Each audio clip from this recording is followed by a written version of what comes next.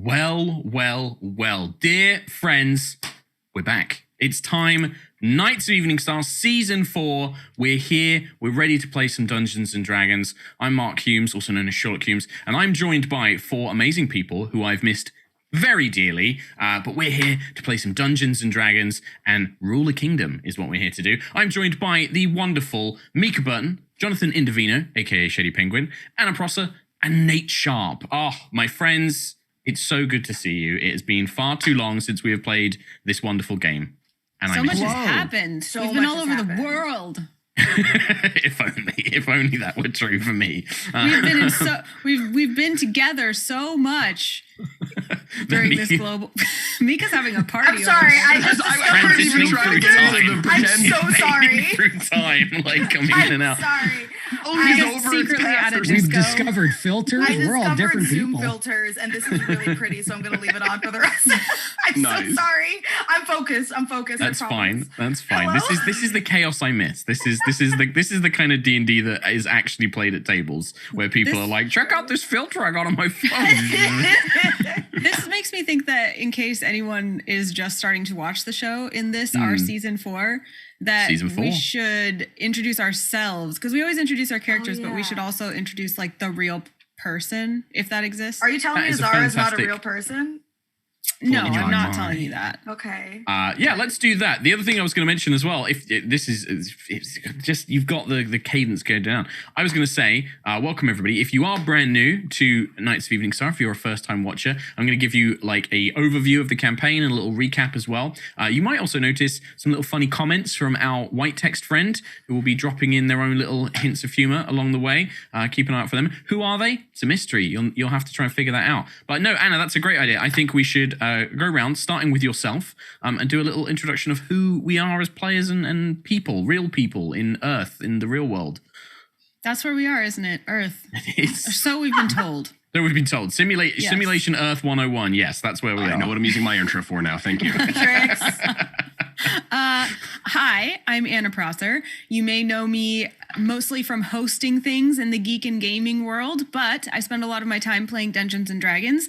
I play Evelyn, who's originally from a Misclicks campaign, but most well known from Dice Camera Action, and now exists in the Acquisitions Incorporated universe. So you see me playing at PAX quite a bit. What?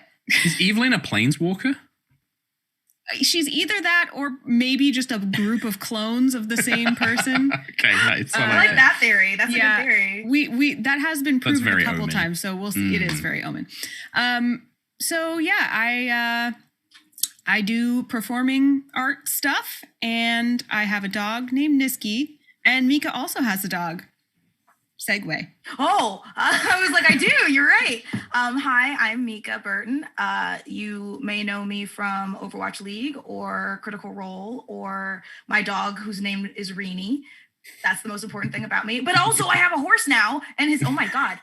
Between season 3 and 4, I got a horse. You got a whole horse. I got a whole horse. Eveningstar IRL. Yeah. One horse. I got one horse. Hilariously, I named my horse Aragorn now that I remember it in Eveningstar, and my real horse, his name is Aragorn. That wasn't on purpose, but now it means a lot to me. That's fake. This game is powerful. It's very powerful. It now, manifest your dreams. When do I become a sorcerer? That's the next step. That's what I want to know. When do I get to become all-powerful mage of creation? That's the next 2 years, probably. 2 years, yeah. Sure, 1.5. And I guess that's it for me. I act and I cosplay, and I hate talking about myself. Shady. Hey guys, the simulation is... Oh God. No, okay.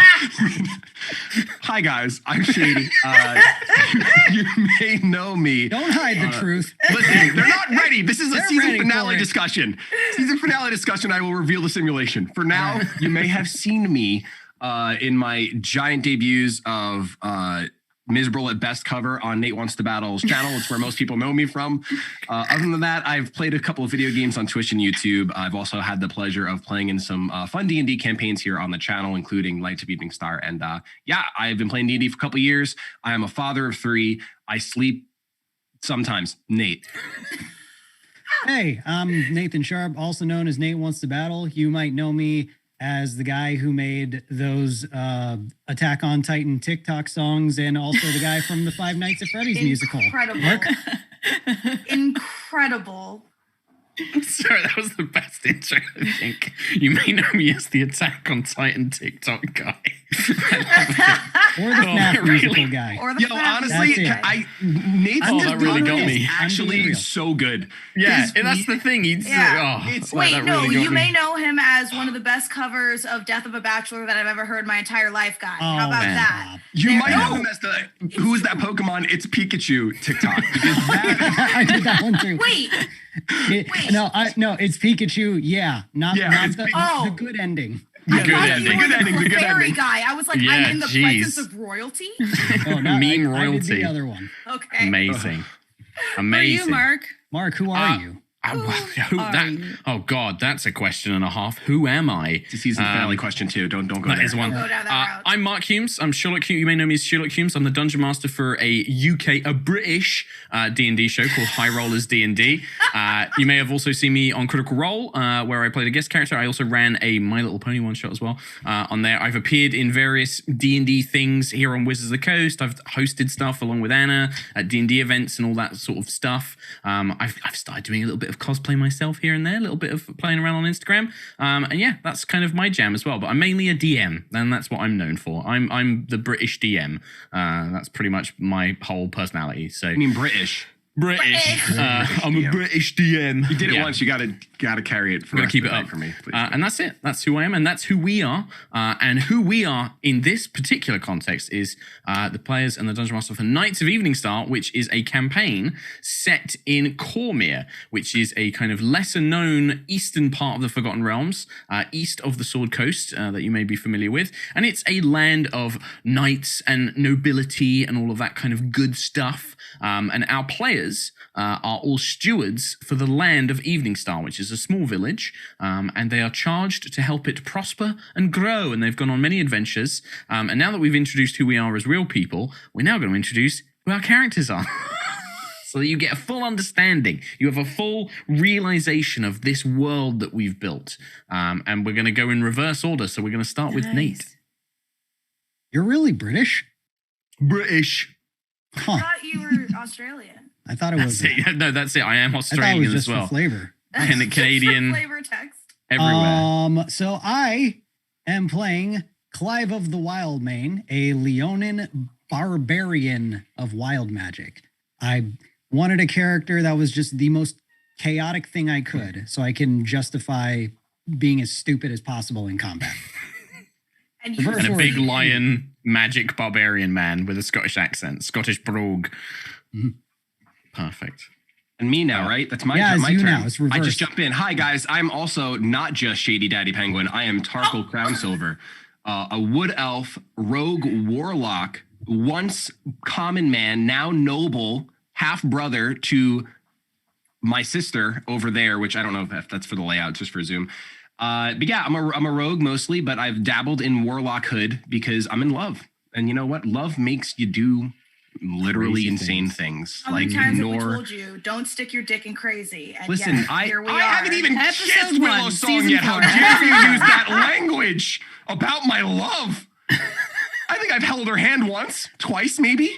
Yeah, there's been like there was a lean on the shoulder. There was like a lean? kind of there was a lean. There was a lot of fading to black. We don't know what's happening. You know what? That's neither here nor there. What is here Tarkhal is knows. how amazing Azara looks all the time. Leave Azara. enough room for Wow. Lathander. Yes. I play Azara Mithras. She is a high elf sorcerer cleric, a blue dragon sorcerer, and a tempest cleric. Lots of lightning pew pew powers. She is the magister of Eveningstar, which means that she is in charge of all of the magical here to and what for stuff. And she's a little full of herself, but she needs to be for a position of power. But you know, inside she's a little vulnerable and soft and just wants people to like her. And she may or may not have a huge crush on the knight captain of Eveningstar, Alise. We haven't established anything, you know. Not Spoiler fully. alert, she does. She Yeah. does. Well, she Yeah. does. And Yeah, and she really likes expensive clothes. That's pretty much it. That's also true. And Speaking her of best expensive friend, clothes, she likes her best friend. Is that me? Is that yeah, me? it was Oh you. my God. Agnes also likes expensive clothes, but totally would hate it if you knew that. Agnes grew up noble, so she's part of the royal family of Cormyr. Yes, you are a noble house you're the Crownsilver house. It's one of the noble houses. It's like a multiple off the current lineage thing. So in line for the throne, but quite a ways off. Right.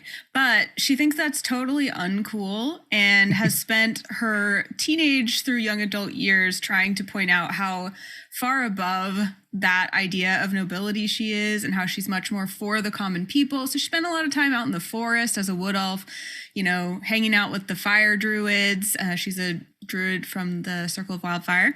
And she has a wildfire spirit named Candor, who's a little bird. And so she really, really does care about people and about being a good ruler, but also whenever it gets too close to being, to leaning on her noble roots, she gets a little insecure about it. And she is Tarkhal's sister, half-sister.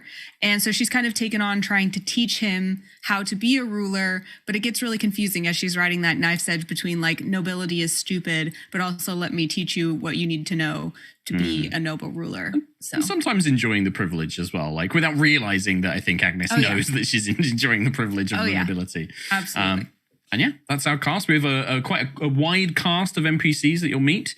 And to bring you up to speed, because this is season 4, but this is kind of a perfect place to jump in because we've had a lot of adventures, we've had a lot of stuff going on, but now it's time to kind of reconvene and focus on the threats and the dangers of in Cormyr, but also on expanding and growing this burgeoning town of Eveningstar. After inheriting the responsibility of Eveningstar, the party cleared out some bandits and learned of strange Fey connections. They began to develop the town and became embroiled in a minor assassination plot in the nearby city of Arabel.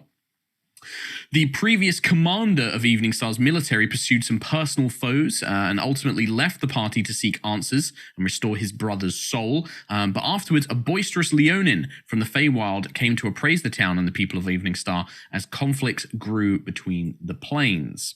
The party then took on a quest for a noble woman to recover a lost heirloom. However, found the castle ruins it lay within were corrupted by the Shadowfell. The party traveled into the shadowy plane to power an artifact needed to destroy a shadow dragon.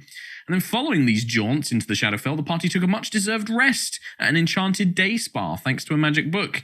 But their relaxing weekend was ruined by a trio of hags who had taken over the spa and cursed various guests, including Eveningstar's own commander, Alise Dawnwhisper. The party managed to undo the curse and cause the hags to flee, returning the spa to the property of the original priestess before heading back to their town. And most recently, as part of D&D Celebration, you took part in the Great Dragon Tourney, which is a kind of event that takes place in Cormyr, where you befriended a dragon, a brass dragon, a young brass dragon, Lolathia, who is also now sort of a connection, a sort of an ally that you have gained, and who will occasionally stop by Eveningstar and may be available as an ally in times of need. Yes, Mica. I love the hand up. Is this the first time we've learned Alice's last name? No, I think it's been said. I think Are we sure? Because that seemed super new to me. It was probably mentioned in like episode 1 and then never mentioned ever again. And that was a long time ago. That's fair. But yeah. I thought her last name was the Blade Captain. Yes, same. No, it is Dawn Whisper. So that is really cool that's last her name. You said Dawn Whisper twice, and even on the second time, I heard Thornberry, and now I hear not Alise Thornberry. I blame the fog. Okay. Yeah, I love it. I also have a question. Yes. This is the perfect time for questions. We had a horse, and Oh, yeah. we tend to lose track of these things. So I just wanted to make sure we befriended this horse that existed kind of between realms. It was like a shadow shadow horse. thoroughbred. Yeah. I can't remember their name, Oh, but that's it a was shame. cool. Wasn't it like Oh. it was Why Stormy? if you don't even remember their name, would that horse really be your friend anymore? I don't know. Look, Agnes, only a day has gone by. Anna, months have gone by. Yes, there was indeed a shadowy horse. That was you. You found them outside Castle Breywinter, where you were sent to find this relic. The horse was called Shroud. Shroud. Yeah, the streamer. I remember now. Yeah. Right. I don't think about those things when I'm naming cool fantasy horses. I'm like, do you know what's a cool shadowy name for a horse? Shroud. Yeah, that's really cool. And then it's just like, lol, FPS gamer. Like, great. Cool. But yes, Shroud is a shadow horse. To my understanding, you have brought them back to Eveningstar. And they, for the most part, they are just a normal war horse, but they do allow the rider once per day to basically become ethereal and travel in the ethereal realm. I do have written down that the horse we had at the beginning of the campaign was named Brigid. Yeah. My horse. And those horses still exist. Yeah, you just so have not had much Shroud and use for them. Brigid are hanging out, and whatever the horse was that Mika had Aragorn. as well. Can Literally Mika Aragorn, have yes. ethereal, half Brigid baby? Maybe. Oh my gosh, yes. Yes. Well, this is going to bring us to an interesting point because this is actually a good segue. So you do have these things. You have these horses that you had at the beginning of the campaign, and you have Shroud. However, I mean, since bringing them back to Eveningstar, you've been forced to keep them just in the keep's main courtyard because there is no stable in Eveningstar. You do not have a formal stable anywhere. And this brings me on to a thing I have been doing in our break.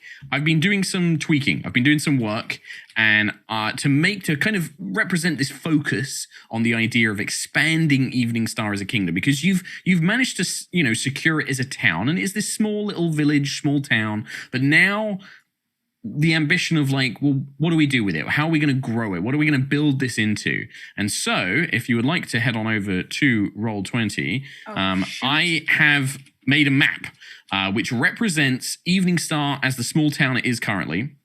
Okay, so you should hopefully be able to see this map that I have built, this gridded map, and that is going to show off the buildings that you have already kind of worked for, and you've met with the NPCs and you've built these relationships with. But you'll see that there's quite a lot of empty plots, and there is a lot of empty space. Eveningstar at the moment is this very small town village with only a few houses. Now, the area of Eveningstar that you guys control and run is a little bit bigger than this. And so I'm going to take you over to the region map.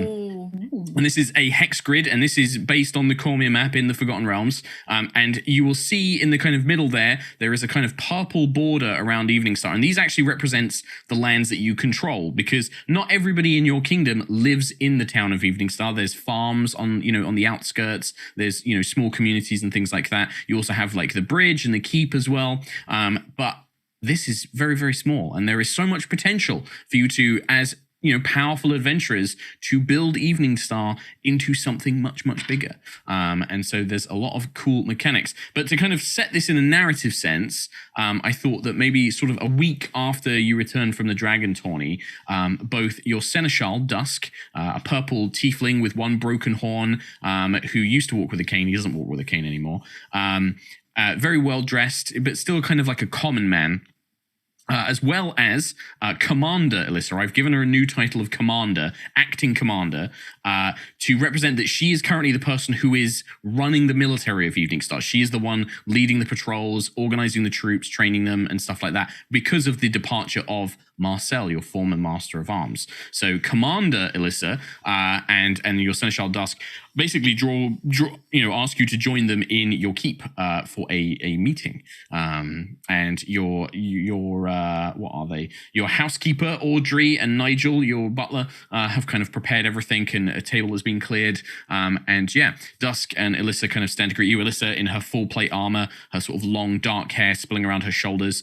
She kind of stands to attention very rigidly in a knight's training, whereas Dusk kind of claps his hands and clasps his hands and looks, and he's like, "Oh, my lords and ladies, my good magister and good Mr. Clive, welcome. We wanted to, Alisa and I wanted to speak with you. We've been doing some evaluating of Eveningstar based on, we know that you've had a lot of things going on with that business to that shadowy castle, and then your trip to this temple that you visited, and then the tournament. But we've been looking at a few things, and we want to know what it is you want to achieve with Eveningstar, where you want to expand, what you want to do, how you want to develop the town, and what your ambitions really are. There's also a few other things to discuss. Both Alise and I, Commander Alise and I, my apologies. We have some ideas of things that we should look into. I also have some notes about some things that were left perhaps a little unfinished.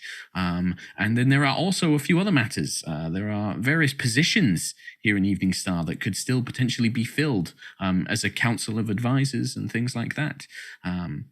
What do you have time for this discussion? Is this something that is amenable to you? How would we not have time for a discussion about what our people need, which is essentially what you're asking, is what do our people need? Well, because in answer to your question, what we want to do with Eveningstar, and Agnes looks around to everyone else because she's kind of been put on the defensive of having not thought about her town, which she's supposed to do as the ruler. She's like, as all of us, I would think, agree, the priority is providing resources, services, and safety for our people. Of course, most certainly, Baroness, of course, indeed. But there is also, leadership is sometimes about impressing a vision upon the people. Many people here, how should I put this? As a spokesperson for the town, most people in the village, they can't imagine very big. They can see to their immediate needs, but the idea of what to make Eveningstar into, will it be a hub of trade? Will it be a place of safety and security? These things are a little beyond them. The idea of building grand monuments, or perhaps an academy of learning, or constructing a fine military organization, most people won't think about these things. But if you were to impress an idea upon them, they may rally behind it, or they may find it disfavorable. But sometimes it can be good for a leader to have a sort of vision for the place. Of course, I do have some things that I can suggest, and there are definitely needs of the people. Commander Alise and I maybe disagree a little on what our most immediate concerns are, but perhaps that's why we wish to bring them for both you and the Baron. And he looks at you, Tarkhal, as well as Magister Azara, could provide info. There is also the matter, and he kind of gestures towards Clive. I understand that Lord Mr. Clive is a guest of Eveningstar, but he has grown very close with you, and I know that you fought on many battles. Is there any intention for Mr. Clive to take responsibilities on within Eveningstar? Clive, would you like just to looks have to the rest of you. responsibilities? Would depend. Depend on what? Was responsibilities. Have something you want to be responsible for? The glory. Well, that does sound like a military desire. Well, no, I mean, I shouldn't make that assumption. And I look pointedly at Azara. Knowledge can bring glory. However, I do feel that fighting also brings glory, especially the glory that Clive seems to yearn for. There could also be the possibility of foreign relations, as he is from the Feywild. Diplomacy is a careful art. I'm great at talking to people. Very personable. He is personable. Alise. Tarkhal. Yes, Baroness. And she bows her head, and you can see, like, her little tusks kind of sticking up over her mouth, but she bows her head deep. Baroness? Is there a need for an experienced warrior in our military to take on a responsibility that Clive might be a good fit for? I'd like to hear more about these foreign relations. I think I'd be quite good at that. Alise, what do you think? Well, my lady, and my lord, and Clive, there is actually a few things that we can perhaps suggest. Both Dusk and I have been discussing. These were things that we didn't initially think needed. These weren't roles that we felt that Eveningstar needed when we first began. Eveningstar was a very small village, but thanks to your successes, thanks to your deeds and words, Eveningstar has grown quite rapidly over these last few months. And if we continue this level of growth, Dusk and I won't be able to take on all of these responsibilities any further. If I can direct you, and she brings out a kind of scroll which displays information about the kingdom. There is a concept within Cormyrean society called the Council of Rule. Obviously, the Baron and Baroness are the rightful owners of this land, and it is their rule that we follow. However, it is not uncommon for rulers to have a number of advisors and people in positions of power that can offer advice and provide services and look after the minutiae of running a kingdom. For example, as a commander, it is my duty to train troops, to recruit new military units, to make sure that our borders are defended, and if we were to be attacked en masse, to lead our armies. This is something I've trained for, and it's something well-versed in my specialities. Dusk is a seneschal. His duty is to kind of act as a middleman between yourself and the common people. He can also help deal with funds and treasury matters in the absence of a treasurer, and also he's very knowledgeable about the local area. Azara is our magister. She deals with all sorts of magical means, but also the magister's responsibilities fall to the learning of the people, to education, and to managing magical matters, any spontaneous elements of magical talent. Yes, Mr. Clive. I'd like to throw my name in the ring to oversee everything that is and involves the Den of War. Well, that technically would be, you would also be putting your name in for my job, which you are more than welcome to do. But perhaps I thought that with your unique set of skills... There's no name next to the Den of War. Ah, the warden. Yes, I see. I see what you mean now. What am I not seeing on this sheet? Yeah. The warden was indeed the role that I was going to recommend Mr. Clive for. The warden's responsibility is for wilderness patrols as well as leading local guards within the town itself. My job is to manage our military forces, our army here at the keep and garrison, but the town needs a guard. Right now, I have my troops patrolling it, but they have no base of operations. They stay and live here in the keep. They don't have any contact on a regular basis with the villagers, as one would hope from a town guard. There is also the wilderness patrols. My men I have a few scouts, but they are not particularly trained at traveling through woodlands or hilllands or things like that. We are a standing army. I believe that Clive of the Wildmane seems to be a perfect fit for such a role, if you would take it, of course. I'll see to it that a proper den is created, and it will be ready for whatever war is thrown at us. Melissa looks at the Baron and Baroness like, please help. The Lion's Den, indeed, will be ready for war. And in a way, Eveningstar has become your den, Clive. It has. Right. So if you would be the caretaker of this den, Eveningstar, and prepare it for war, we would be most grateful. Eveningstar will be the greatest den of war that all of this place has seen. I mean, not war within the den, though. Clive marches off to protect the den. Azara just kind of pats Agnis on the it's shoulder. like she has some questions, and then she watches Clive leave and turns to the rest of you and is like, there will be some things that we will need Clive to attend to. Warden Clive, we should refer to him now as. Warden Clive will need to help me. I will have a schedule of patrols for the wilderness. He has some companions here in Eveningstar as well. Yes, I saw 2 other Leonin that he was friends with. It would be good if we can perhaps integrate them with a scouting unit and we can have them take advantage of that. Before we continue with the RP, Clive, because I need to add you to the Council of Rule. So as the warden, we will put Clive of the Wildmane. Hey. And I need Warden to get some of Wildmane. I need to get some of your stats, please, Clive. Yes. Because as the warden, oh god, what size did I make these? That'll do. So as the warden increases the defense of the kingdom by half your strength or con modifier. So what's your highest between strength and con? Oh, that would be, well, strength, but not by much. Strength. So what's your strength modifier? 19. Oh wait, So modifier plus- 4. Yeah, so +4. So it'd be +2 to the defense of Eveningstar because of your roll, which is still good. That's still good, like because it's half. But you also add half your wisdom or charisma modifier to morale as well, because you are providing a service to keep the people safe, and you are integrated closely with the people. So what? That's okay. It's fine if it's not very high. It's like an extra bonus. So what's higher, wisdom or charisma? That would be charisma. Mm-hmm.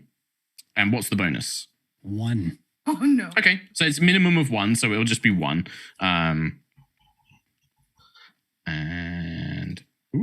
And then that's going to be +2 and +1. Perfect. And I will sort of adjust this off when we're not playing. Cool. So that is it. Clive, you are now the warden of Eveningstar. So you will be in charge of wilderness patrols as well as the town guard. You're basically the captain of the town guard. Azara Mithras. Oh, yes, I have a question. Yes. Do we also help? Yes. So this was the next thing I was going to come to. I was like, I feel like I'm not helping. No. So it's good because this is all stuff I had to do. So in the RP, this would probably be established already, so we're not going to like role play a scene for it. But as nobles, as Agnis and Tarkhal are both the two noble rulers, you guys get to pick one of the kingdom, and Azara, you get the same thing as well, being the magister. You pick one of the 3 stats, and the kingdom has 3 stats: wealth, morale, and defense. Wealth is basically the economy, how much money it makes, that kind of stuff. Morale is, the loyalty of the people, but also the spirits and how people are feeling in the town.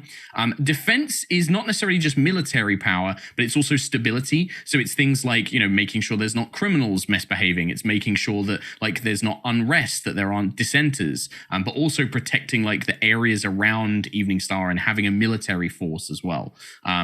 Each of you get to pick one of those stats, and you'll add one of your stat modifiers to that bonus. So, for example, for the nobles, you get to, if I can find my little chart here, you add either your your intelligence, wisdom, or charisma modifier to one of those 3 stats. So whichever's highest for you. So like for Agnis, that's probably going to be wisdom, right? Because you're a druid. So you would add your wisdom to either wealth, morale, or defense. And then for the magister, it's intelligence or charisma. And you can do the same thing. You increase one of the 3 by whichever one you want. Okay, should we decide based on min-maxing or based on RP? You choose. I'm one of those DMs where like a lot of people are like, nah, never min-max. I'm like, it's a game at the end of the day, and if that's what brings you joy, if that's what sparks joy in your heart, Shady, that you're like, I want to get the best bonus that I can possibly get in a thing that I care about, then do that, because that's going to be fun for you. No, I don't want to do that, Mark. You don't know me at all. If you want to role play it, if you want to hardcore role play it, then you do that. I would do morale because Tarkhal invented stoling, and he's all about the people's joy. So I want morale. I feel like if there is an excuse for min-maxing, it would be that maybe our characters have talked about like what the town needs most and exactly. should focus and on also things. what your skills, like your background as characters, could bring to it as well, right? So like for example, Azara has a lot more knowledge about like politics, connections in the cities, but also of magic and like dangers and threats of monsters and things like that. So for me, it would make sense that like Azara would be much better at boosting wealth or defense than necessarily morale, whereas like somebody like Agnis, who is like really all about the people and cares about them and goes out and speaks to them, and we've seen scenes where you've gone out and you've like taken the time to get to know everybody, 100% it makes sense that Agnis would boost morale. And then I think for Tarkhal, you could honestly pick either 3 for Tarkhal, because stoling is a whole thing. I've actually got a little thing for stoling separately. But if you think about his background, he was a woodsman. He knows all about the woods and beasts and creatures and bandits and things like that. He's like a trained assassin, like he knows how to fight, but also he wants to be liked by the people, and he wants to do a good job as a noble and lead them. But he also would understand money way better than a noble character would, because he's had to work for it. Fair. He knows the value of coin really well. Whereas somebody like Agnis is like, shoot. Money comes from parents. They give money. Azara has shown such a proclivity for wealth management. Though. Yeah. Yeah. Yeah, that as well. Azara immediately was going to pick wealth because she looks at her nobles and is like, neither of them are going to pick wealth. So Yeah. And also because I think like from day one she was the one writing letters to other towns and knows how to be the most diplomatic and be in the courts and make that money. I love that. That's perfect. So what's your charisma bonus? Because I think that's going to be the higher of int and charisma, isn't it? Int is actually higher. Okay. Ooh, Yeah. she's smart. Int is +3. Okay. And charisma is +2. Perfect. So we get a +3 to wealth, thanks to Azara's influence. Everyone knows Agnis's morale. Yeah. I did think that. I didn't want to put it on the sheet because I wanted to give you guys a chance to talk about it, but I almost just put it in their default. You could make an argument for defense because You could, yeah. people's safety, Yeah. but Also, But I like, think not that- druidic magic and, like, knowledge of the wilderness and things like that, 100%. yeah, but I think it's morale, which is Sure. a modifier of 4 for my wisdom. +4, yeah, that's great. That fits really, really well. Fits Just really give well me with defense, the Mark. I don't even want to talk Well, about it. You don't no, Shady. I want you to pick what you think No, you I want. We already This will do be- have 2 defense buffs, This will And be. 2 morale buffs. Oh wait, hold on. 5. 3 morale buffs 7. technically. Yeah, so 8, wealth yeah. would be lovely. Wealth or Not that you should min max. Not that you should min-max, but You as can somebody who min-max. only min-maxes. no. Tarkhal's putting his hood on and he's going to be a defender. He's going to roam the land at night and He's do Batman. that. All right, this means y'all are going on a lot more quests because Azara won't rest until we're rolling in it. This is So- kind of a good Pack up your dynamic. bags. though. This is a good dynamic. So, Tarkhal, in wisdom or charisma, what's your highest modifier and what is I it? will do charisma and it will be +4. Oh, that's Good great. lord. So this is like, I almost see this not only as like Tarkhal going out maybe and sort of like patrolling the woods, but also he's kind of good at leading people. Like he's good at like speaking to the soldiers and like, you know, giving them orders and commands and like advice and things like that as well, right? So that kind of works really, really well. Now, I a little love bit of- that Azara is the only one caring about wealth, so she's going to be like, no, job. Pack it Well, up. now, we here- got a job. Here's a couple of things. So you'll see that there's still quite a few empty slots on there. Also, every month in something called the Kingdom phase, which we're going to get to, it's like a whole thing, you can change these. So every month you can say like, actually, do you know what, Dusk, you're a really great seneschal, but we know you could probably do a really good job as a treasurer as well. And we've met another NPC. We've met McStonks, the dwarf, and we want them to be the seneschal, and we're going to bring them in. So you can change it I've around. never needed an NPC to exist more in my life. The Big McStonks. stonks. Stonks Grim the dwarf. McStonks. Yeah, the dwarf. I've had him in my notes. We made a joke about a dwarf called McStonks a long time ago, and he's sat in my notes, and I'm just like, I gotta find a way. That's I gotta find a right. way. We need to go find him right He's now gotta and be make him our We treasurer. gotta have Maybe. Treasurer McStonks. Maybe. Quest. Next arc, the quest for McStonks. Request for McStonks. To the moon. I will. In fact, I'm gonna go He's onto on the my. moon. I'm gonna put my little. I'm gonna put a little quest note in my notes here. He's in a town called Find Luna. Yeah, McStonks. on the moon. Cool.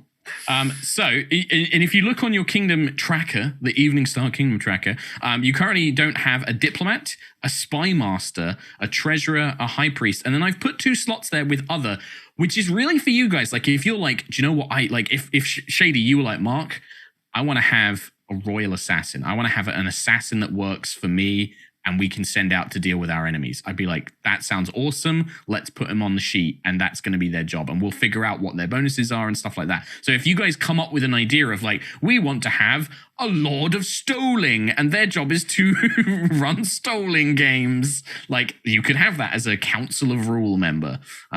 Yes, Anna. I think we need a town crier, and it should be Aaron. Okay. Ooh. All right. Do you want to just put that in now? Should we just do that literally now? If the council is agreed. He's not basically going to war, somebody he's- who like yeah. spreads the word of things. Like we're like, Aaron, go tell everyone that Stoling is the shiz, and he's like, got it, and he goes, Yeah. he's like, here ye, Stoling. Yeah. So let's Call him let's ye old Twitter. On Twitter. Well, let's have a think about the what are the responsibilities of the Crown Tire? So obviously it's to go around and tell people of what's going on and things like that. But is there like a bigger scope to this? Is like the town crier also kind of responsible for maybe gathering information as well and like listening to the town and like hearing what people are saying as they come in and stuff like that? Yeah, go on, Mica. It's kind of not quite spy master, like, because not quite Leliana level, but I'm thinking the town crier could also be like the man on the inside. Like, what do they call it? CIs, like civilian, what was it? Like civilian, it's like informants and stuff like that. Civilian informant. So he kind of goes out and tells what's going on, but also if he hears stuff, he comes back to us so we can fix it. And I think the difference between that and a spy master is Aaron's doing that with like normal people. Like he's literally talking to people in the bar. He's like talking to travelers as they come. A spy master is going to like criminal elements and like rival countries and things like that and is learning their secrets. The town crier's job is more to just talk and gossip and learn that kind of stuff. So it might not be as like immediately useful, but it will still have a benefit. Maybe also the town crier is like a postal service. Like he's literally job is to go and like, help people communicate in the town and across to the farms, like to kind of know everyone. Go on, Anna.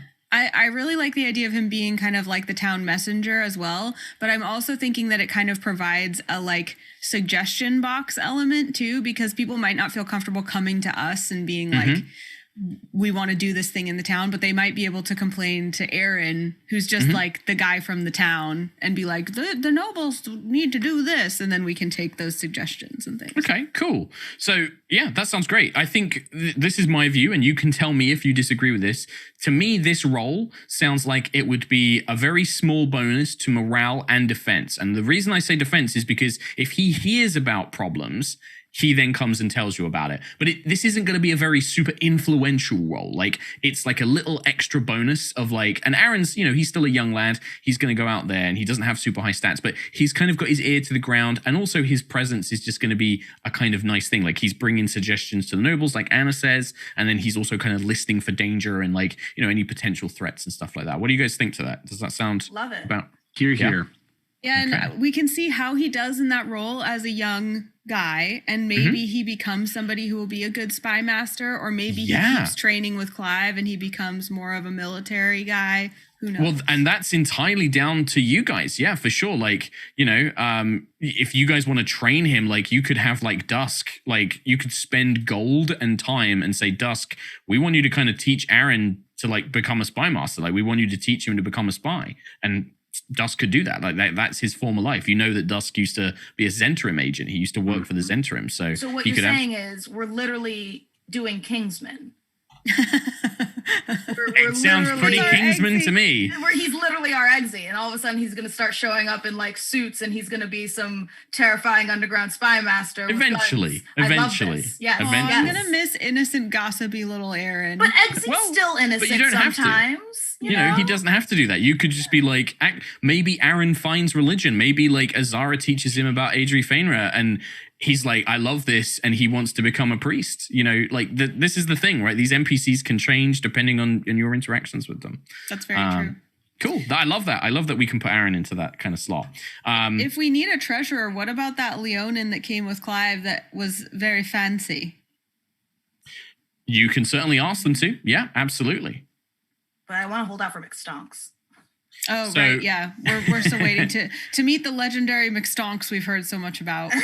Yeah, and this is a good chance, maybe this episode or maybe next episode, like go and speak to these NPCs and we'll role play scenes and you can say like, what are you good at? Tell us what you would do in the town and stuff, and like they can give you ideas. But we know Aaron really well. We don't need to worry too much. Aaron will do what you tell him to. Like Aaron's just like, yeah, I'll do whatever. So we can put him in for now, but maybe have a think about that and think of some NPCs that you're like eyeing up for certain roles, or like you can get to know and be like, oh, actually, maybe they'd be really good at this thing. I didn't think of that for them and stuff like that. Cool. So that's like a little bit of bookkeeping. I know, like, you know, it's a little bit of RP and a little bit of bookkeeping and things like that here. There is, so this kingdom tracker, just to go over it, you've got the 3 stats: wealth, morale, and defense. You also have something called settlement value. This will go up the more sort of buildings that bring in wealth you have. And what that means is that is the kind of price of items that you might be able to find in shops within your own town. So like when you guys want to buy a magic item or potions, that's the total, like you can have items up to that value, right? And the more sort of like magic shops or like wizard towers you have, that will increase and you can have more and more magic items to buy. Unrest represents kind of just, you know, general unhappiness or general dissent in the town. It's not uncommon to have this at about -2. Like that's just quite normal, right? Like that's people grumbling about taxes and being like, you know, a badger's got into my, you know, carrot field and you should do something about that, kind of like grumbling, right? We also, in a previous episode, we talked about how tax rates worked, and I've already marked that down based on what you guys told me last time, which is kind of like a very minimal but still there level of tax. The other thing I wanted to ask is, how do you see the military of Eveningstar, right? You have a few military units now. You have a unit of archers, you have a unit of infantrymen, you have the flying Tressims that Agnis looks after, and you technically can also call upon Lolathia as well, the dragon, if you really need her. But what do you see like Eveningstar's military's focus being? Do you see it as being very like protect the small settlement you have? Do you want them going out and sort of like discovering new resources, scouting for trouble, that sort of thing? You know, how do you see them being, like aggressive, quite passive, defensive? Well, I think that depends entirely on our vision for Eveningstar. And I do have a vision I would like to cast. Share, please. Okay. Is this like an in-character one? Do you want to do this as kind of like... I think this should be in Tarkhal character. Yeah, sure. Oh, yeah, sure. Okay. So I've been thinking about Eveningstar, and, you know, we've been away a lot. We went to a castle where there was no color, no joy. We went to a bathhouse that was supposed to bring relief and then, you know, brought despair. And then we went to a dragon tourney that the entertainment got cut short. And I was wondering if we could make Eveningstar, I don't know, a place where people's wishes can come true. Like a place for entertainment, safety. Disneyland. I heard it once said that when you wish upon a star, it makes no difference where you are. And I'm hoping that Eveningstar can be that star. With some Agnes magic. has a tear rolling down her cheek. Zara's like strangely misty-eyed, like really vibing with this. I think we have the land and the means to do so. What do you guys think? Well, it would need to be very safe, and we would have to discuss how we could balance freedom and regulations, because certainly if you want a place to be where people's wishes come true, sometimes people's wishes are in opposition. But I do love the idea of a place of opportunity and safety and joy. Yes, and I figured, much like the tournament, people would pay to enter, so that would help the wealth of our nation, right? If create I may, jobs. Go ahead. Yes. If I may, paying to enter a town usually means that many people won't visit. Oh, not the town per se, but okay. I picture Eveningstar as like the respite of this dream. And then there is a place for entertainment I think, where there could be attractions, shows. Yes, a healthy balance of both wealth-bringing entertainment, but also, as Agnes said, a place of opportunity. I know as a child I may have grown up with magic, but there are many who magic is a mystery to them, but they have the talent. And if Eveningstar can have, say, a learning college for magic or for history, then young children or possibly adults, because I once did hear, I think the same man say that not only these things are just for children, but for adults as well. And you find the inner child within yourself, and they can come and learn and find the magic within. It's almost as though at the door they would leave Yeah, what would it be? They would leave today and enter a world of We'll have to workshop. We'll work on you that. Guys, and you it's guys almost really want to turn my campaign into making fantasy Disneyland. Okay, sure. Yeah, we can do that. I mean, I'll just get rid of all these like combat encounters. Now, and, here's like, the thing. Here's the thing. No, because I'm joking, when I'm you joking, go to I'm joking. Epcot and you drink around the world, there's going to be a There's some combat fights. encounter. Listen, this creates the dynamic of trying to build something massive inside while protecting it, and then still having to leave and get resources. Very much joking. Very much joking. You guys are free to create fantasy. You can create Disneyland. When I had this idea 15 minutes ago, my brain was that Mark is not going to be too thrilled about it. About me wanting to make Disneyland. No, I love it. I can make some problems Are with you this. saying that we all need some magic keys? Okay. Right. On the Moving note on. of like building something large and protecting it, you look over to Clive on the outskirts of the town and he's stacking rocks. So, and I think actually that's a great segue there, Nate. That's a surprisingly good segue because I think Dusk and Alisa say, Alisa says, it's a wonderful dream, Baron Crownsilver, and I fully agree with it, and especially Magister Azara, having a place where the people of any upbringing and any birth can have opportunities strikes true. There is a major concern I have. Dusk knows this. Currently, Eveningstar is unprotected. It was a small village when you first came here. We don't even have walls. I honestly believe that some of our first priority should be to create a place where people can feel safe. And without walls, that's going to be difficult. We also don't have. Warden! What? Is he trying to build walls just with rocks? He might be. He's doing his best. I know. We also should think about a garrison as well in the town. The keep here can house troops, but we are outside of the city as it stands. We are across the river here. It's a good place for us to defend, or if we need somewhere to retreat to, the keep is perfect for that. But it would be good to have a garrison within the city itself. At this point, Dusk kind of interjects. He's like, I do fully agree with Commander Alice's request for walls. I do think that, and the people themselves have said that they would feel safer if Eveningstar started preparing defenses. I do think that a garrison is a very costly investment, and to fit better with your vision, Baron and Baroness, the people have made it clear that things like entertainment, places of learning, would be something they're very keen in, far more than a garrison for soldiers to gamble and to practice. Stoling has become an extremely popular sport in the town, and I know that people even in the surrounding areas have started hearing of it. I think that our first step's creating a place where people can play. People can come and have, games of stoling, and it could be something that visitors who would come to Eveningstar would come. It's unique to our town. It's an attraction. It's something that people would come to learn and play. I think that would be a far better investment after the walls. I do agree with the commander that walls would be something of a priority. Didn't we have them build a stoling alley into the Tressum King? It's like a one, like it's Okay, like in a one bar, lane. like when you have like one dartboard, it's like that basically. Okay. It's like a little kind of one, but and Dusk is Mark Hulmes can't do this in the character, but he's talking about like a grand hall.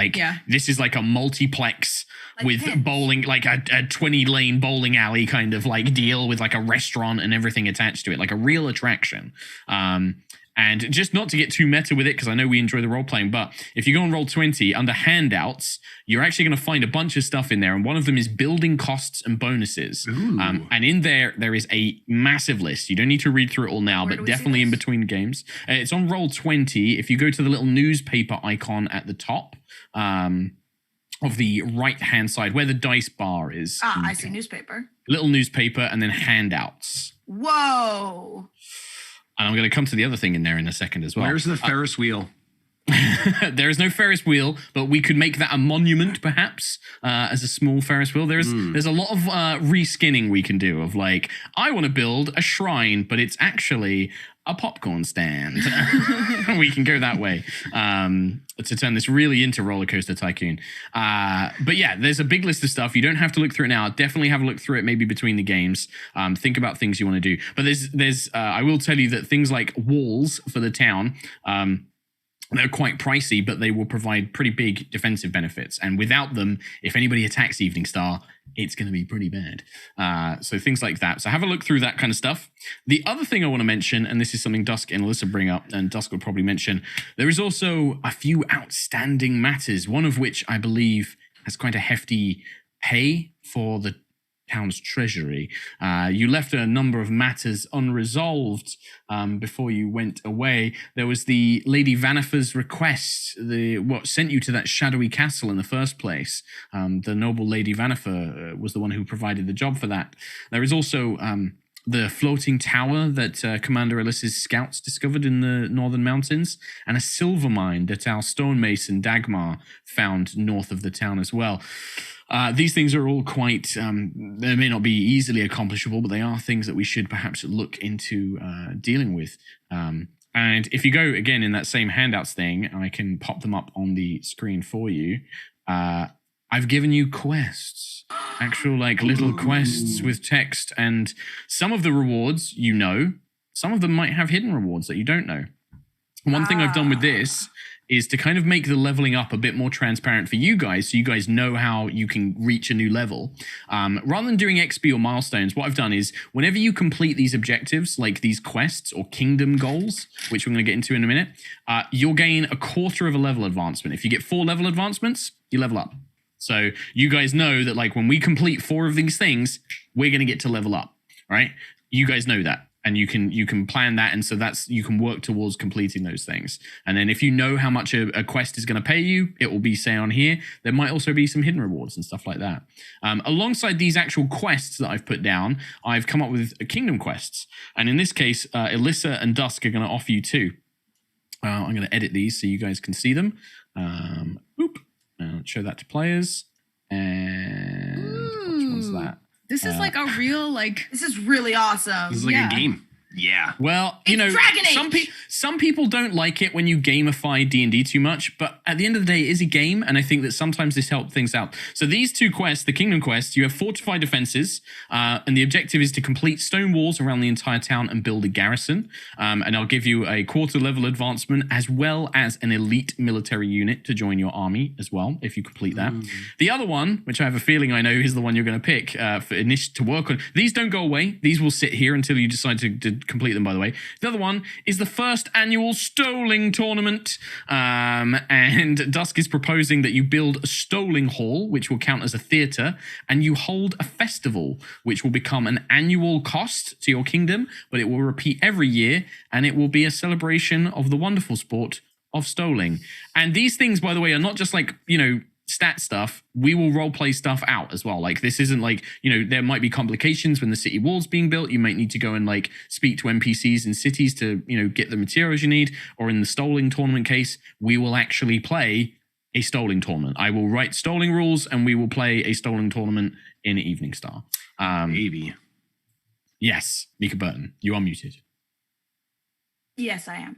I think after Dusk brings this up, Azara will say, in the matters of clearing up things and tying up loose ends, and she pulls a very large, chonky bag of coins out of her. I'm assuming she has a tiny bag of holding, since you wouldn't have a large bag of holding. Sure.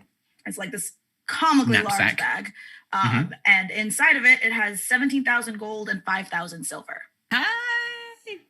And she says, we just came upon these funds on our travels, and I figured, why not add them to the treasury? Assuming it is all right for sometimes us to dip into the treasury for more personal matters. It is indeed. In terms of the treasury, this is a good opportunity to discuss these matters. Of course, Magister, and if the council is agreed that this fund can be placed into the treasury, I can accede to that. a few things to know about the Treasury, and this is gold coins, right? This isn't like jewelry or anything like that, Mica. This is just like coins. I wrote down pull from 17,000 gold. I think you got this from the Shadow Dragon, and then didn't you? also expensive paintings and jewelry. I wrote that down. Right, so what we might need to do then is figure out where that split is, because Dusk will explain this. In terms of coin, if you come across raw coin in your adventures or whatever that you happen, your business, coin can be added to the treasury easily enough. Things like rare paintings and jewelry, we will need to sell that via our traders, and the return is not as efficient as just having raw gold. So if, for example, you had 600 gold pieces worth of jewelry, it would equate to about 300 gold's worth of actual spendage that we can then use to buy materials and things that we need for construction and things like that. So raw gold we can accept easily enough, and then any art objects will have some sort of a little bit of a reduced value. And if you wish to take money out of the treasury, you certainly can. Some of the people may find that a little distasteful if they were to learn about it. So I would advise you perhaps to only dip into it when necessary. You're muted. On that note, I think Azara will give the 17,000 gold and the 5,000 silver raw gold to the treasury. And the expensive paintings and jewelry, that's all you told me was that. Okay, and then I'll figure that out then. Also, I have a spell book worth of 400 gold. Will go to traders, and then that gold will go to fun times. We'll split amongst all of us. Yeah, so you guys can sell fund. that. You keep that for the 400. You get the full amount for that because you're gonna trade that yourself, right? So it's not going into the treasury. Yeah. So just remind me of that again, just because I'm dumb. So it was 1,700 gold. Mm-hmm. So that would bring you up to. I thought you said 17,000. I was like, we're rich. No, 1,700, and then 5,000 silver. So that'd be 29, and then 5,000 silver. Yes. So that is my brain. 500 gold. 500 gold. Yeah, that's what I was trying. I was like, I do have that right, don't I? Yeah. So that would be 3,450 gold. And then for things that Dusk needs to trade for the party's mutual funds, is the spell work with 400 gold. So that's 400 gold. And then you just said expensive paintings and jewelry. Okay, because I will need to check through my notes. I will try and find that, and then I will let you know that. But so write 400 down for now, and then just keep the paintings, and then I'll check that for you. Also, I would just want to run through it with the party. There is an adamantine breastplate. I don't know what armor that is. It's medium armor breastplate, and adamantine. Azara will know. It basically, if I'm correct, it negates critical hits. I would adore another piece of armor because my AC is 14, and I can now wear medium armor. Nice. But that is just, I just want to put that out there. Can I cop it? Does anybody mind? You have it. Yeah, Mark doesn't hit me. It's fine. It's true. It's true. It's true. It's true. Yes, so this is breastplate. So if you just search for it in D&D Beyond, Mica, it's adamantine breastplate. You should be able to find it. Or just breastplate, and then we can just make a note that it's adamantine. I found it. Add it to the character art. And because you're multiclassed, right? So you get the proficiency in medium armor, which means you can cast spells in it and everything else. So there's a little bit of finagling around when it's you're like taking it on and off because it takes more time because it's like you got to be strapped into it and stuff. But I think that maybe chainmail bikini. Let's be honest. Still takes some time. But I think that also like I like the idea of maybe you'd need to get it reshaped as well to like suit your aesthetic. So you do have a blacksmith in town, and like Alise would probably help you design. Like you and Alise would work out like the movements you have to make to do spells, and then she would be like, well, we can't have this pauldron that's getting in the way of you raising your staff. On this piece, this tacit isn't working, we need to adjust this, and like she kind of helps you design the armor a little bit more to suit your needs, because she knows how armor works and what you need and stuff like that. So I like that. 15 AC. Yeah. Nice. But more importantly, any crits against you become normal hits. Crazy. So I'm a squishy wizard. Special stuff like if there's an enemy that can like just cut off your head with a critical hit, that will still apply, but critical hits just become normal hits against you. So cool. I have a question. Yes, please. I wanted this session to kind of be like set everything up, kind of understand all these mechanics, ask questions, get all this kind of stuff sorted, and then maybe chase up on a couple of loose ends as well. So as go we're ahead. shopping for these kingdom quests, the one thing I can't find a cost for is a wall.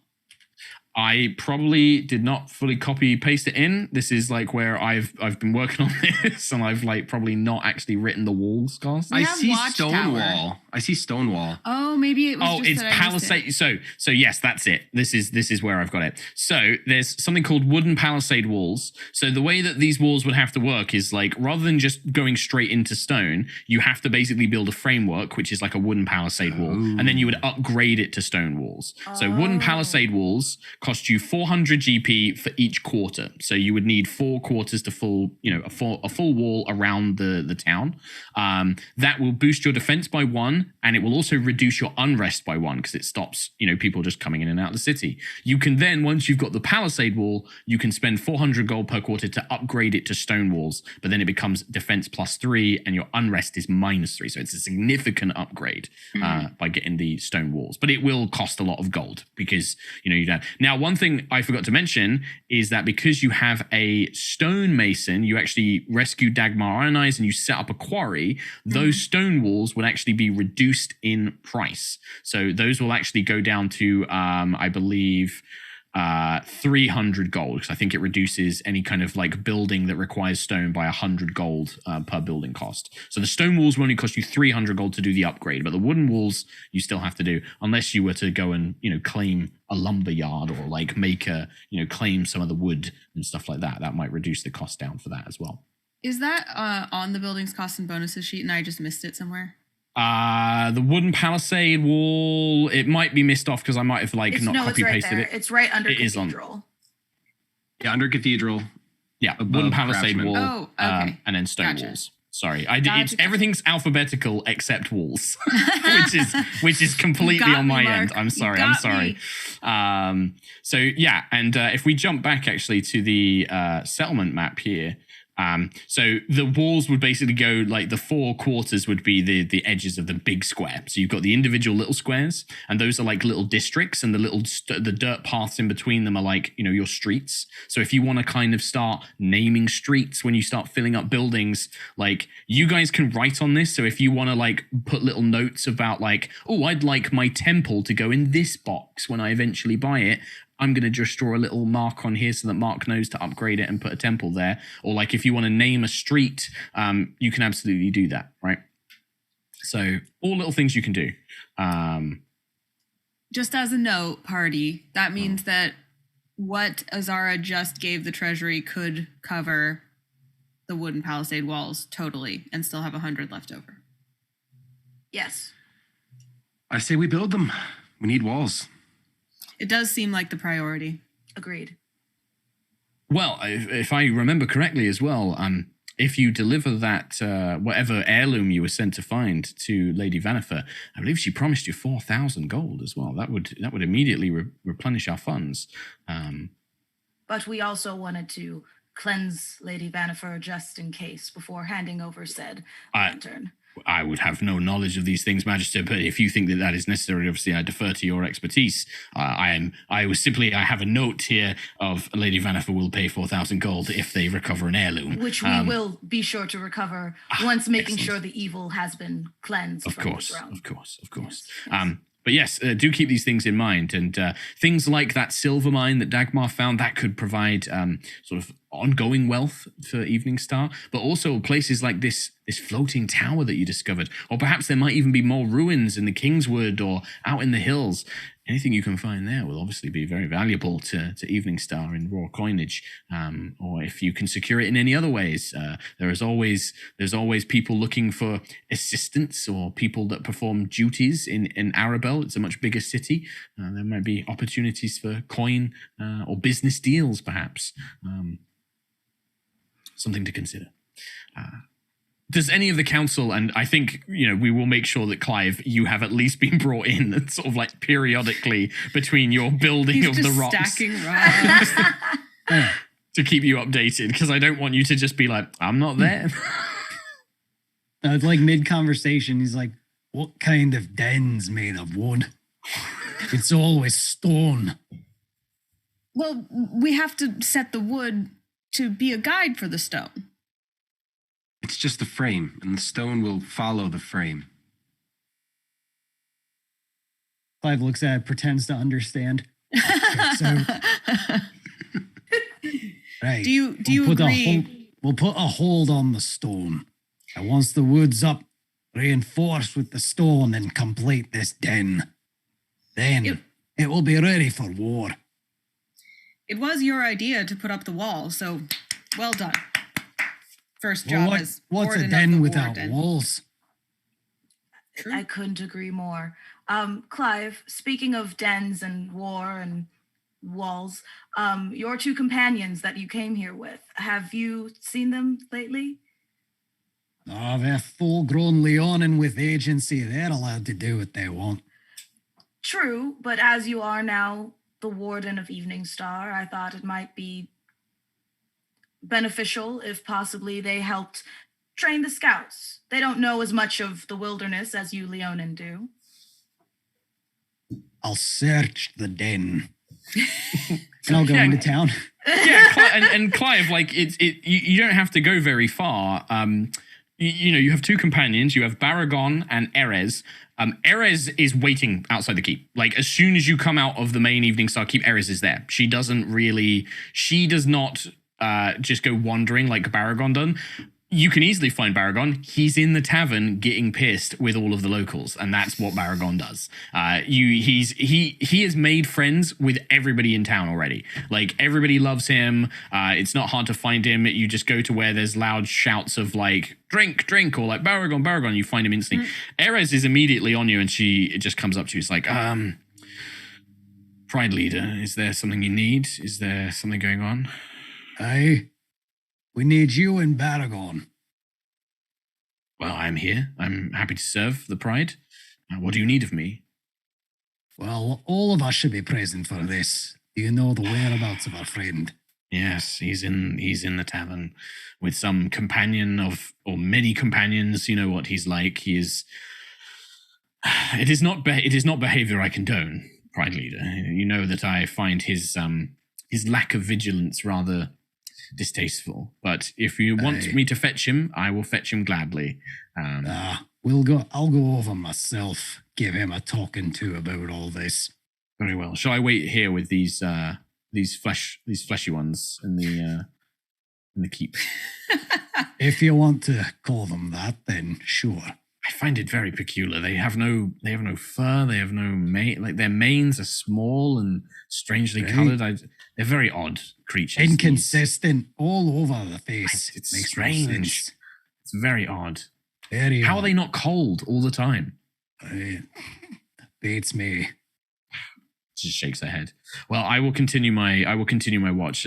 Things have been quiet lately. There's not been too much trouble. Well, an update you'll be pleased to hear is we'll be converting this, I think they called it a town, into a proper den. Oh, finally, they've seen some sense. I'm glad that you're here to properly guide them. Right. Aye, a war den, they called it. Oh, Warden. That is a mighty title. It is. Warden Clive. Does have a ring to it. It's the whole den's for war. Oh, I see. I thought that you were the warrior of the den, the war den. Oh, I like that. But I'm not a den. I'm a gay. No, but you're the warrior of the den. Perhaps these humans have strange. So this is the warden. This is the war den. And I'd be the war of den. Yeah, the warrior of den. All right. I like that. All right. Warrior of den. Warrior of den, Clive. She just nods her head. Off to the pub then. Yeah. Warrior of den, Clive of the Wild Mane. Warrior of den, Clive of the Wild Mane. Yeah, you enter. Baragon he literally has he has two individuals like on either arm. He's sat at a table. It's covered with like tankards. There's cards and dice games, but and somebody's playing like a flute. Somebody in the corner is just playing a flute, and Baragon's just like, it is a passable tune, I suppose. What do you think, my dear? And there's like a young man, sort of like heart, like completely out of his mind. Can I see this like through the window before I actually walk in? 100%. Yeah, absolutely. I want to kick in the door and let off not an actual daunting roar, but a roar. something that shuts the whole place up. Sure. Let me make a roll here actually for Baragon. Okay. 19. So when you kick in the door and you let out this terrifying roar, all of like the Eveningstar people just freak out. Like people drop like plates. They're like, oh my God, what is that? And they kind of like panic in a moment. But Baragon, like, even though like, he is a flirt and he is a bit of a sort of layabout, like he immediately is like on the table, like claws out, and like he gets himself really big and he's like looking for a threat. And then he sees you and he's like, oh, Pride Leader, you scared me half to death. I thought there was some sort of beast entered. Such a ferocious roar. I should expect no less from my Pride Leader. A drink? Do you come for jubilations, perhaps? So this is where you've been spending your time, then? Well, it is very important for me to get to know the ways of these evening stars and their ways and their kind, isn't it not, Pride Leader? I must understand them to judge them and evaluate them. And I suppose you've been making some friends in here. Well, I'm a very friend. Oh, yeah. Like, so where he was sat, there's a young woman and a young man, both, like, completely pissed. There's definitely other people in here who look like it looks like they were partying all night, but Baragon is still awake, and he's, like, one of the few people who's still, like, in a complete state. But, yeah, he looks like he's had a very good time. And he's just like, well, I'm a very friendly fellow, Pride Leader. People like me. He just grins. Big lion man grin. I'm going to take, I don't know if he has a drink in his hand or like next to him, but I'm just going to snatch it away from him. Like he kind of like look. It's very good. Get up like right in his face. Like, if I find out that you've been gallivanting during downtime like this without me again, we're going to have a problem. Pride Leader.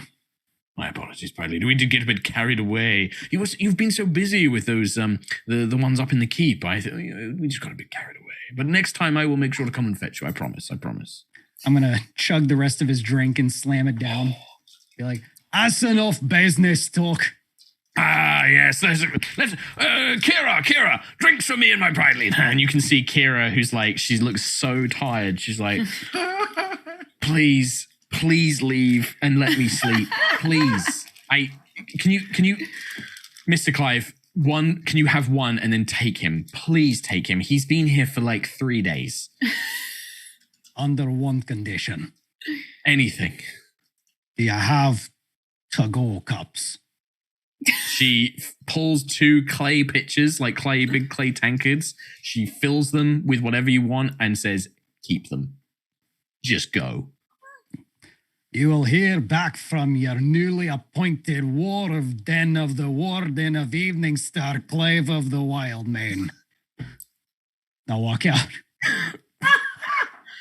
You just hear, like, as the door shuts, you just hear a yes, and like things like the shutters come down on the tavern, like the door locks behind you, like she's done. like a closed sign, like in the window, like closed, and then that's it. And yeah, you grab Baragon and he will follow you back up to the keep for sure.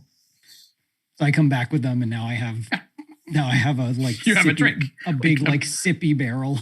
Yeah, it's like a clay, like a tankard, like a fancy tankard, but it has like a little thumb with a lid, and so if you keep it off, it like keeps it shut basically. And yeah, you and Baragon come in swinging these giant tankards basically. Baragon looks around, he's like, marvelous, so good to see this wonderful and most pleasing to the eye company again, and he bows, flamboyantly. Erez just finds a shadowy corner and just folds her arms and just watches. It's like, y'all remember Baragorn and she's around somewhere. I bow. I nod. my lady, my Baroness Crownsilver, and like Baragon, like he lays it on thick, like he like kisses the hand and he gets on one knee, he's like, oh yes, my dear Baron, and he like grabs like Tarkhal's face and is like pulls him in for a hug, and then he bows elegantly towards Azara. Master Azara, of course, a pleasure.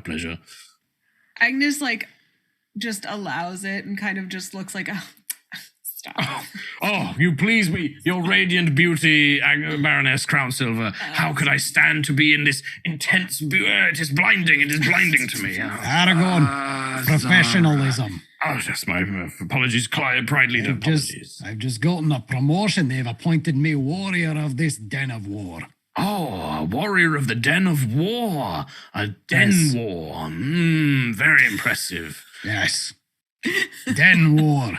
No, you could have made no finer choice, my friends. Clive of the Wildmane is the most ferocious, brilliant warrior that I have ever fought beside. Azara kind of like leans over to Agnes and it's like, are we sure he's fully aware of his position? No. They'll be raising walls to make it a proper den. No more exposure to the elements and the enemies. Ghastly how you've lived this long without it. I'm so glad that Clive could be here to offer his professional guidance for you all. Soon you will understand the true power of the Leonin and our ways. Yes, and speaking of professional, do you two have large pitchers of ale? Of course. Hey? Is the sun up? Is the sun down? Now, that is my concern. The sun is up, but just recently. It's not very late in the day. If we had proper walls like a real den, you couldn't see the sun no matter when it is. That's not... He speaks wisdom. Azara just kind of stands back because she Agnes knows is like, that's it. Diplomacy. Their ways are different than ours. We must make allowances. We must. Just remember we should check on the tavern later and see if they're all right. Oh, they've been given a good solid 3 days of work. Well, they certainly have. Azara's just wide-eyed at Agnes, like... Do you not sleep, Sir I sleep very. I tend to, in the winter months, I will sleep for weeks at a time. I once slept for 3 weeks. Can you imagine it? Feasted myself on giant boars and giant gazelles from the Feywild. Slept for 3 weeks solid. Beautiful rest. Did wonders for my fur. I'd eat a lot of dirt and straw, make a little cork for his butthole. Make sure he doesn't poop while he sleeps. It's true. It gets everywhere. As a point, if Baragon was ever, if there was ever a movie of Knights of Eveningstar, Chris Hemsworth would play Baragon. Oh, He is Thor Ragnarok Thor 100%. Yeah. Ragnarok Thor is superior Thor. Yeah, of course. Speaking of Azara, are we sure that he should train troops? Unfortunately, I know for a fact that he is a very skilled soldier. We just have to keep alcohol away from him. While you're whispering this, you hear a feminine Leonin voice, like actually whispering. You guys didn't realize that she had moved up close. Even Tarkhal, you were like, how did she get there? Erez just says, you don't have to worry. He won't be training anyone. I will train them. Baragon will make the fancy speeches. He will do the big speeches. He will get them riled up. And then the person who does all the work is me. Are you trained as a spy? Nothing of the sort. I'm a huntress. I hunt. Are you trained as an assassin? I do not know this term. What is an assassin? Is that a hunter? I hunt. You give me a target, I hunt it, I kill it, I bring it back for food, if that is what is necessary, or I leave it for the dead to rot in the hot sun. Now, I protect. That's very interesting. Agnes, and she kind of brings you to the corner here. Above game, can we have an assassin? You said assassin, and now you can't stop thinking about an assassin. You we can do have another other slot. We do. I kind of want her as an assassin. You can. I will say, you absolutely can. An assassin, there will certainly be connotations of employing a formal assassin. That implies that there are people you want to get rid of in not so nice legal ways. Now, that's not to say that, it's just mainly if that gets found out. And your enemies may try and use that against you, but also if you make enemies and they send assassins after you, the best defense is your own assassin, because they're part of their job is to watch out for other assassins. They're there to kind of protect you as well. See, we don't know that Disneyland has an assassin. But Disneyland probably has an assassin. Probably. We wouldn't know if they did or didn't. I've seen people get arrested and go to Disney jail. Disney jail is a real place. I feel like we don't have enough enemies to warrant an assassin yet, but we can change jobs every month. So if there's a month where and there's no there was because I've been using like systems from other games, which I'm not going to mention because this is for Wizards of the Coast.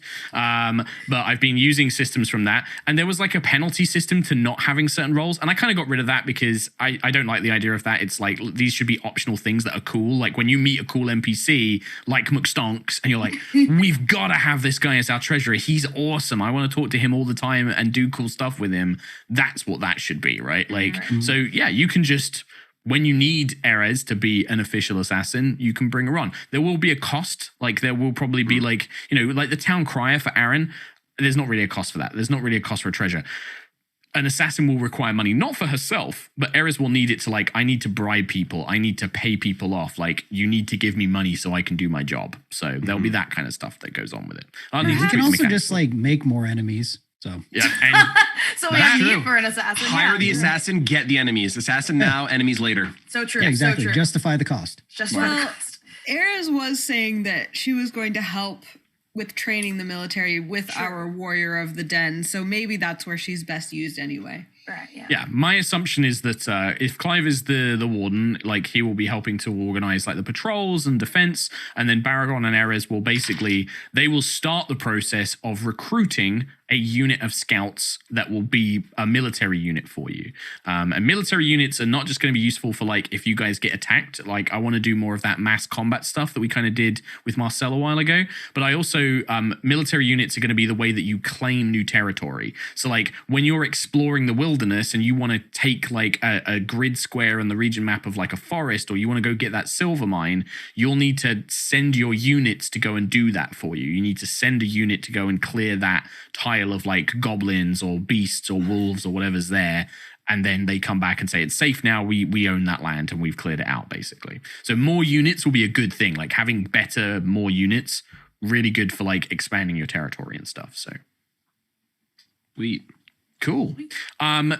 There's been a lot of stuff, and obviously if you guys have things you want to do, there was a couple of things I would like to kind of talk about before we kind of wrap up, and we don't have too much time. Yeah. Is there anything you guys want to like do or talk about or ask with all of this? We can go into this as more stuff comes up as well. Good. Cool. I think I'm good, yeah. So there's two things I want to do. The first one is just a little reminder. So so specifically for Tarkhal, but then also for all of you, I've actually put Alise and Twig, who is your retainer that you got, is like your little sprite friend Tarkhal. I've actually put them as stat blocks in the handouts menu. Ooh. So what I've done is I've used my good friend Matt Colville's system for this, where they're not like normal NPCs. They have some stats like an attack and cool powers they can do, and they have an AC, and they can fight with you. So you can take them if you're going to go fight monsters or go on a quest or something like that. You can take these guys with you and they can fight alongside you. But to kind of take a bit of burden off me, you guys will run them in combat. So like you guys basically treat them as like a little sidekick that you can use that does stuff. And they have some special rules for how they take damage and how they get healing, so that it's not too much scribe work. But Alise is also one of them, and I've kind of given Alise to Agnis, Tarkhal, and Azara control-wise. So you guys can decide who's going to run Alise if you choose to take her on a quest with you. But Tarkhal is the only one who gets to control Twig. Twig is his retainer, is his little companion. Is Twig still here? Yeah, he got old. You sent him to the Feywild to kind of investigate stuff, and he got a bit older, but then he came back. Which one of my friends died in front of me? He died, but Twig is... So he died on the material so plane. Back to the Fey. And then he comes back, yeah. Okay. All right, cool. Sweet. So consider this the point where he has come back and he's basically, back in your service, basically. Cool. So, yeah. because I didn't want to just be like, Marcel got like, he got fireballed. He's dead forever now. Like, because I've also changed it. That was like when he had like 1 hit point. Like you took him with you when he was like a normal sprite, and I've since changed him a little bit. So he's stronger. He's back. He's better than ever. Nice. And he's ready to go. And then the last thing before we wrap up the episode, I would like to do something called the Kingdom phase. So this is going to basically represent the kind of mechanical stuff that's going to take place over a month. Now, we will still role play out stuff. So, like, you guys want to go and give the lantern and do all that stuff with Lady Vanifa. That stuff will still happen. We'll do that probably next week.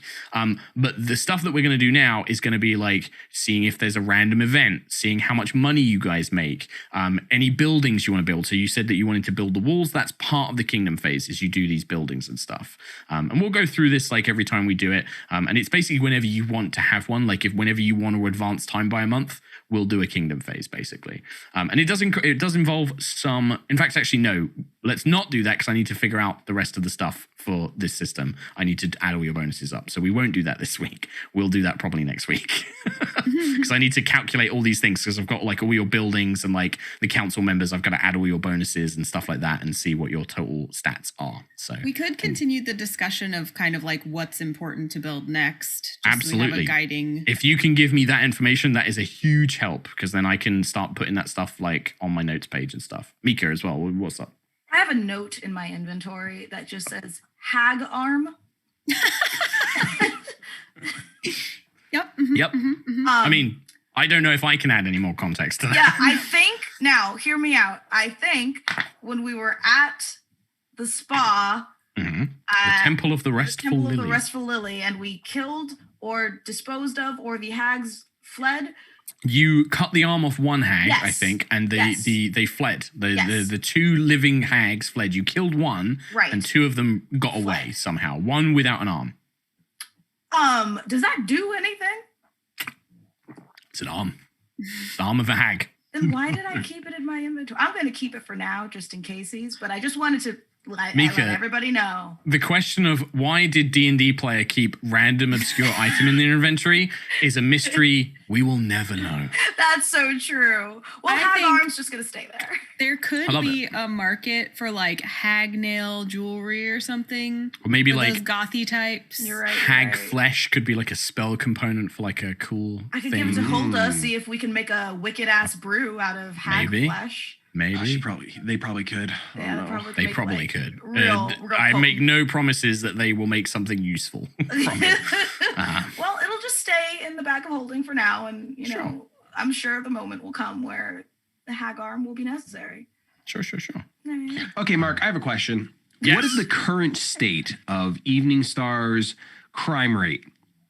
So currently it is you have an unrest score of -2. Now, when we do a kingdom phase, that can go up if you fail certain checks. So if you fail to do a complete defense check, that can increase your unrest. Certain events, there is a chance that every kingdom phase you will get random events like, I know, bandits attacking or a political scandal or something like that. And those things might give you an unrest modifier and things like that as well.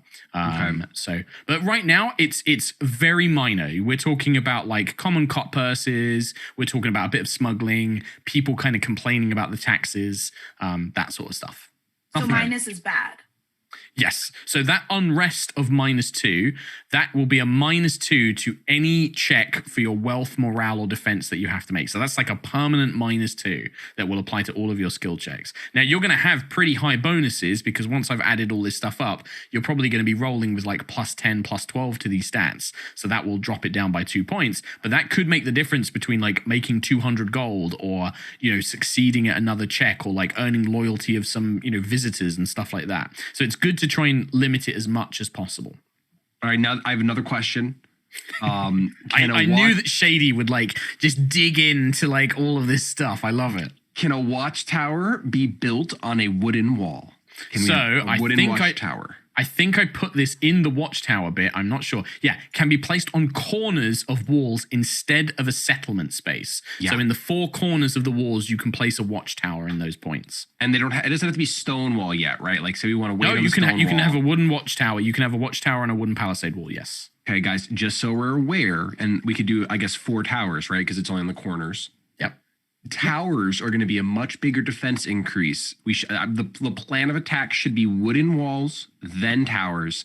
Get the stone walls up after, because way more defense bang for your buck. We're going to get +8 for 2,400 gold by those towers. I agree, but countering for a quest.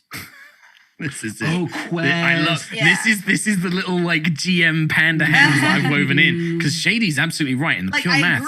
I agree. Watchtower However, if we build the stone walls and a garrison, we get an elite military unit, and we're a quarter of a level higher. And the elite military unit is going to come in handy for defense and for scouting, especially because I'm guessing we're going to eventually want to go to that silver mine to make money. And our warrior of the den feels very passionately about stone walls. Oh yes, I mean I'm hoping that, because we're also going to get 4,000 gold when we return this quest for Lady Vanifer. Yes. We might be able to potentially 5,000, because she also wanted to buy that potion of longevity off you as well. Which you did get. So I'm hoping that we go month 1 wooden walls, month 2 towers and stone walls. That would be amazing. Nothing's getting into Eveningstar. Bonus: the towers act as hidden rides for VIP guests in Eveningstar. You can only stay up there. There's a monorail that goes around the walls. There's a monorail that goes. That's literally what I was thinking. Was a monorail that goes around the outside walls. Called the People Mover. There's like there's an urban legend that there's a secret apartment for visiting dignitaries to stay up there in the watchtowers. But so Shady, truthfully, only Make-A-Wish winners. Get to stay. I'm gonna throw another monkey in your wrench here, Shady, because this is where I know that I'm not smart enough to design a system. Shady's gonna break this, and I'm gonna be like, yep, he's nailed it. That's fine. If you build a garrison, which is quite expensive, but it halves the cost of any walls that you build as well. So is it more effective to build that first and then do the walls? Let me find garrison, and I'll tell you. It's after craftsman. It's after the walls. 2 spaces, 2,800. But no, that makes sense, because it's 300 per wall, and then if we have that, that's 150 per wall. Yes. Per stone wall. I love just watching him, like the calculator brain is going.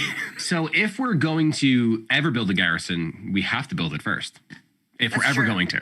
If you don't build it first, you're just always going to lose value on any stone, not just walls, the jail, the granary, everything. That's true. We should build the garrison first and the wooden walls. Yes, I agree. Just a lot of upfront cost. I also think, though, that we should try to find. I thought I found something. We need to build some wealth building buildings. Thank you. We absolutely do. That is. Thank you. There's plenty of them. Luxury shops in general, craftsmen. A lot of these places will increase wealth as well. We should focus on ones that give us things per month, like how the potion shop gives us potions per month. Like the mage tower gives us magic items and a magical retainer. A little note on that. So the things like the Mage's Tower won't give you magic items for free. Holder, I've kind of made an exception that he gives you free potions. What the magic tower will do you will be able to, it will spawn like magic items will start coming to your town for sale. Like the mage who lives in the tower will make them, but they will sell them to you at cost. So you'll be able to buy cheaper magic items in your own town, but that will limit the kind of levels of power and items that you can get. But they'll be super cheap. It will be much cheaper than like trying to buy them in another rival city and stuff like that. So it'll be a good way to buy cheap magic items or have cheap magic items made. With smaller ones like smith, shop, and mill, because those are all +1 wealth. Yes, and they're 600 GP. Yeah. Mark, question. Yes. What exactly does +1 wealth translate to? Right. God, you did this to the 2 most obsessive RPG video gamers. Why would you do this to us? It's very loosey goosey, right? I'm like Clive wants stone walls, so let's build those. Meanwhile, Shady and I are whipping out the grids. I'm the one who has the Stardew grids. I want to be Lion Man. I absolutely would be more involved with these calculations, but I'm also trying to stay true to Clive and that numbers. I don't know. Nothing. So yeah, the wealth stat and the bonuses, it's it doesn't have a direct correlation, but I've tried to kind of build it to sort of like 100 GP, like so kind of equivalent, but it's also kind of countered by other stuff. It's kind of a loosey-goosey way of working it out. What will happen is when we do a kingdom phase, there is a part of the phase which I did take from another competitor RPG, but I've changed it all, so it's fine. There is a stage which is called Generate Income, where you basically make a wealth check. So, and this would probably be, any of you could make it, but I imagine if, let's say, Shady was going to make an income check, you would roll plus your wealth, so whatever your wealth bonus is, against your kingdom DC, which I know, and you basically... If you're successful, you divide your result by 5 and you increase you get times 100 that in gold. So if you rolled like a 20, you would get like 400 gold if you succeeded. But what's more likely is you'll get stuff like, 30 and stuff like that. You'll get much higher bonuses as you go up. So you'll get like 600 gold. And then, so you do need to kind of complement it with quest and like getting resources from other ways, but it will constantly generate this amount. And again, I might tweak those numbers. I might make that like more gold as I kind of get a feel for it and stuff like that. But I'm very much playing around with it right now. Yes. Last question. The tradesman, would you say that if we have a tradesman, things like selling our fine jewelry and paintings that we get would be made easier and possibly we get a bonus? I think not for like a normal tradesman, but if you build a market, maybe I can make that like a thing. Like if you build like a market, that would maybe make it so it's easier to sell like art objects that you find in quests easier, stuff like that. The other thing, and this maybe come up in later on as well, like if we keep playing this, if Eveningstar continues for many, many moons, maybe you found another city. Yeah, and that would give you more, places to build stuff in and things like that, and you can start setting all that stuff up. Very Civ-esque, building your districts. Okay, all right. So then let's do this because it'll help Mark and it'll help everyone.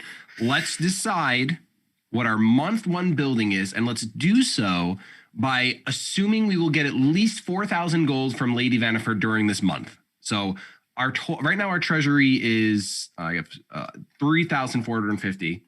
It'll be 7,450 at least. It could be 1,000 more. So what do we want to spend 7,000 gold on? I'm a big fan of spending almost all the gold. Not going to do us any good sitting in our treasury. Yeah, it can't make the interest rate right now in Eveningstar is pathetic. It's like 0.005 in your savings account. It's ridiculous. What would say? Yeah. I think what would Mookstonk say? The garrison should be month 1, so that can be made first. Okay. And then when we have, because here's the thing, the garrison has to be built for the walls, granary, and jail to be halved. We can't make garrison and walls in the same month unless we can make garrison and wooden walls because the wooden walls have to be complete before the stone walls, and garrison only reduces stone walls. It says any garrison walls. Reduces any walls. Oh, but your quarry reduces stone walls by 100 gold. Exactly. Can we say we're going to build these in the same month, but we're going to do them in order so we get the half? I need to work out. So I originally had it that you can only build 1 building a month at your current kingdom size. As your kingdom gets bigger, you have more people, so you can build more things. I might tweak that and say you can build 2 things in a month. But assume 1 for now, and I'll do some thinking ready for the next episode if I can. If we only get 1, my monetary mind is saying garrison. I will say, in terms of building walls, because you normally need 4 walls to complete the thing, 4 walls will count as 1 building, but you have to pay for them individually, kind of idea. So I'm on Mica's page where monetarily I want to do garrison, but I think as the RP, I want to get walls around the city as soon as possible. I agree. Like, I think it might be worth the extra, like losing the half price. It is only a little bit because for 4...